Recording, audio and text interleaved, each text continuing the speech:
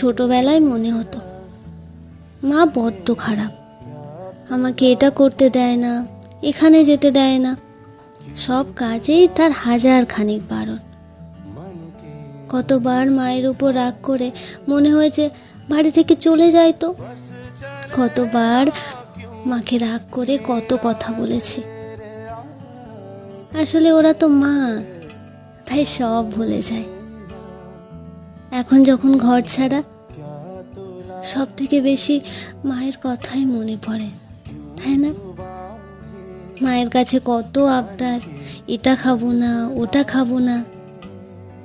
ছোটবেলায় মায়ের উপর অভিমান করে কতবার তার আদরে মাখা ভাতের থালাটা দূরে ঠেলে দিয়েছে। আর এখন চোখ বন্ধ করে সব কিছু খেয়ে নিতে হয়।